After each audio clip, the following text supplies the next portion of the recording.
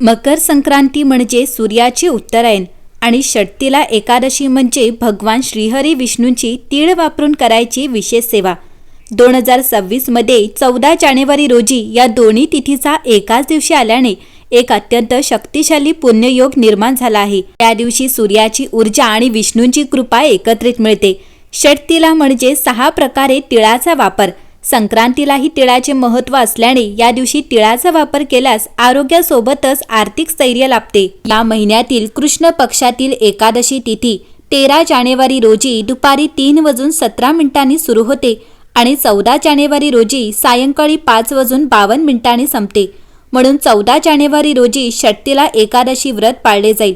15 जानेवारी 2026 रोजी षटतिला एकादशीचे पारण केले जाईल। या दिवशी मकर संक्रांती दिवशी षटतिला एकादशी व्रत पाळले जाणार आहे।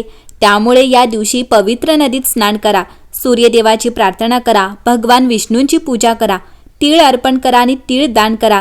या दिवशी तीळ खाणे देखील अत्यंत शुभ मानले जाते। सूर्य जेव्हा मकर राशीत प्रवेश करतो तेव्हा मकर संक्रांती साजरी केली जाते। यावर्षी मकर संक्रांतीची तारीख देखील खूप खास आहे। मकर संक्रांतीला षटतिला एकादशी येण्याने त्याचे महत्त्व द्विगुणित होते। या दिवशी उपवास आणि पूजा करण्यासोबतच दानधर्म करा, पुरोहितांना अन्नदान करा। तिला एकादशीला उपवास आणि पूजा केल्याने पापांचे क्षय होते आणि मोक्ष मिळतो।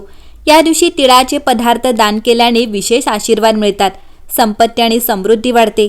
एकादशीचे व्रत सोडण्याच्या दिवशीही गरिबांना धान्य दान करायला विसरू नका।